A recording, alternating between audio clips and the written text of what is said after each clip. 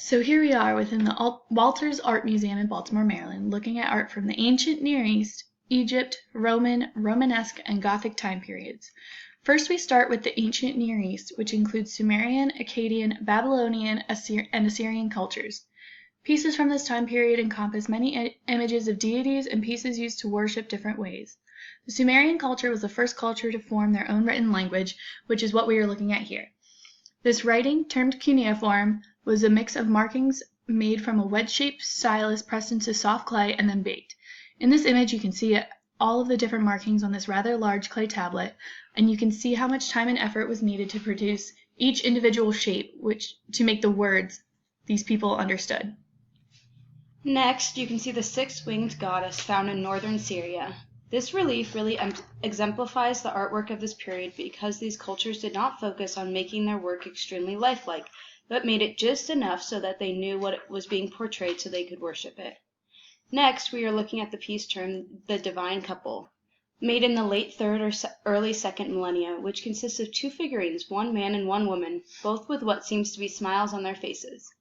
Both of these figurines are not very realistic in their proportions, and there is not a lot of detail. However, you can tell the genders by the way they are dressed. The male figure is completely nude, very common in these periods, whereas the female is dressed.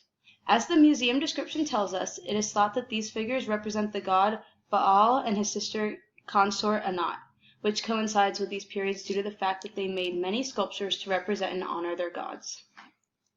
Next we move on to ancient Egypt, the very well-known eras of pyramids and mummies.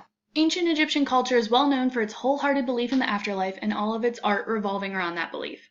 First we see an ancient Egyptian coffin box, a part of a whole set of Russian doll-like coffins made between 1045 and 969 BC. Boxes like this were made to hold coffins with mummified corpses of the Egyptian people, and the more elaborate the set or the mummification, the more elite the person was. Egyptians believed that the body must be kept in perfect shape for the afterlife, and any damage or imperfection would travel with them for eternity. This drove their willingness to spend an enormous amount of time and effort preserving the bodies for the afterlife. Which leads us to another piece from this era, the canopic jars. These were clay jars with the heads of the sons of Horus, which the Egyptians believed would guard the stomach, intestines, lungs, and liver, all important organs to the Egyptians. These jars were kept with the mummified bodies, and the organs inside were kept in perfect condition so that they could be used in the afterlife as well. Ancient Egypt was also known for its artistic form of picture writing, hieroglyphics, which can be seen at the bottom of this statue termed Horwedja, found in 650 to 600 BC. The museum tells us that this statue was the son of a vizier, a high-ranking official in Egypt. This statue shows the figure looking slightly up, as if to the gods, as well with palms resting on his knees, which could be considered a praying gesture. This statue also exemplifies ancient Egypt due to its youthful face and body, which most statues were made to look like in that time. Another characteristic of ancient Egypt is their statues and images of anthropomorphic gods. Anthropomorphic is a term meaning a mix of human and animal. Mostly in this time it was a head of an animal and a body of a human used to depict their gods. This statue is one of Taweret, meaning the Great One, and the swollen belly of the statue shows that this goddess is one for the protection of women during pregnancy and childbirth. The Egyptians had different gods for every different circumstance, and there were many statues and images that show these gods, goddesses, and their powers. Continuing on, we are now surrounded by beautiful Greek pieces of art. Ancient Greece was made up of 4 different time periods: the Bronze Age, the Archaic period, the Classical period, and the Hellenistic period, and took place approximately 3200 BCE to 31 BCE. In ancient Greece, some of the main focuses of the society and culture were around pottery, Greek mythology, idealized bodies in the form of statues, and coins for trade. Right now we are looking at the Volu crater from around 320 to 310 BCE, so in the Hellenistic period. It is a large pot that, as stated on the museum placard, was used for mixing together wine and water. While typically craters such as this one were used for large parties and celebrations, the images depicted on the pot say otherwise. This particular crater depicts a funeral scene on both of the larger slides, with ornamental decorations on the smaller sides. On this side, there is an angel scene on the top of the pot, which shows that the figures at the bottom of the other side are representations of the underworld. On one side of the pot, two figures can be seen in a shrine, and the female is waiting to go to the underworld. The colors of this pot remind us of the Dipolon vase. Both are made up of brown and black earth tones and depict scenes. They have very different scenes being shown, with the Dipolon vase focusing more on animals, while the Volute crater depicts scenes of people in the afterlife. The meaning is also comparable, as both pieces of art relate to death and funerals. The Dipolon vase would have been used as a grave marker, while the Volute crater was for the actual funeral, but both are strong representations of death in the afterlife. The Greek time period covered a whole variety of art that influenced the Roman time period.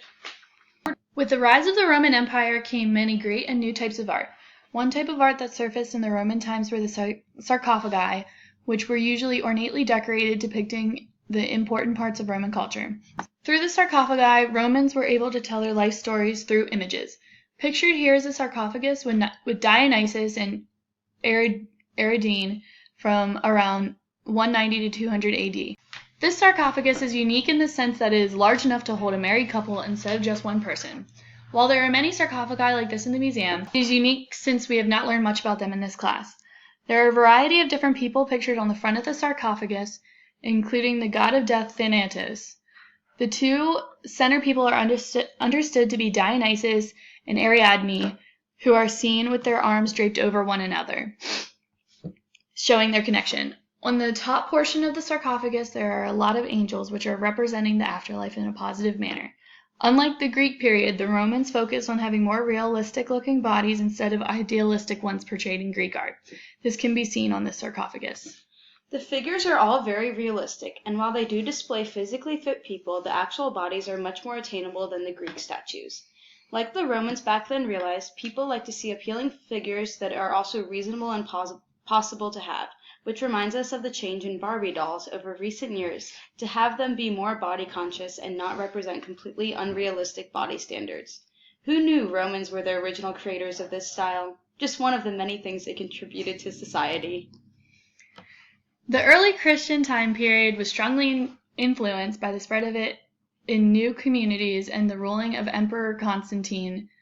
Christians followed suit of Romans and also used sarcophagus, but instead of traditional Roman scenes being carved on them, they depicted Christian images. A lot of these images were more subtle parts of the Christian religion, so as to keep it a secret since they are not widely accepted yet. After the early Christian period came the Byzantine period, which lasted all the way from 330 to 1453 and included early, middle, and late Byzantine period.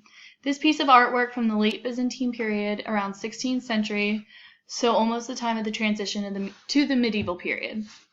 This is called the icon of Annunciation and St. George. Icons are a huge part of Byzantine history during the transition from the Byzantine to the medieval period. This piece follows a typical style of icons since it is a religious image painted onto wood. As the museum placard tells us, pictured here is the Archangel Gabriel in front of the Virgin. What makes this piece of artwork so unique is the fact that St. George is included and depicted spearing a dragon. These two styles and storylines do not typically coincide, which shows that whoever requested this piece of art asked to be included in it, which is a typical aspect of icons. In these next two images, they also use the very typical style of painting religious scenes on wood to stay coherent with the Byzantine art culture. This image is the Virgin and Child enthroned with saints. What makes this piece unique is that it is a trifold, which shows it was used at more private viewings than ones that were always open. The Queen is the center of the image, and the other people, presumably saints, are almost all looking at her in admiration and watchfulness. While the Queen is not the Virgin, she is depicted here as a representation for the Virgin. The late Byzantine period moved directly into the medieval period, if not even with overlap. Here we move into the Romanesque period, and it looks very similar to a time period that we have already looked at today. This period gets its name by its similarity to the Roman sculptures. These people wanted to get back to the period of idealism of the human body and the realism, and really reverted their art to the style of the Romans. You can really see the Roman influences in this sculpture made in 1375, named the Virgin and Child. The draped clothing that seems so realistic as it moves across the body is distinctly Romanesque. Also, the Virgin is in a very similar pose of the Roman period, the contrapposto, which can be seen in art we have looked at in class, like the Doryphorus or spear bearer. You can see the resemblance of the stances where all of the weight is put onto one leg, which shifts the whole body out of line. This form started in the Greek culture and was carried to the Roman culture, which was then carried to the Romanesque culture so many years later. This next time period, the Gothic time period, contrary to the name, is a very bright period full of light and divine feeling. As you can see in this first image, thought to be the heads of apostles, in this image you can really see the Gothic characteristics of extremely symmetrical features and tight curly hair. These people enjoyed idealistic images and symmetrical proportions in the images of their people. Next is a beautiful stained glass window, which is very characteristic of Gothic times. This period wanted more natural light in its churches due to the belief that light is being connected to the divine. These windows allowed so much light to filter through the windows while still having architectural elements. This is reminiscent of the Gothic cathedral learned about in class, with its plentiful stained windows and beautiful pointed arches. In this last image, you can see the unknown but budding artist, Nina Brees, planning her next Gothic-style stained glass window right here in the museum. I cannot wait to see the finished product. Make sure to take a trip to the Walters Art Museum in Baltimore to take a trip back in time.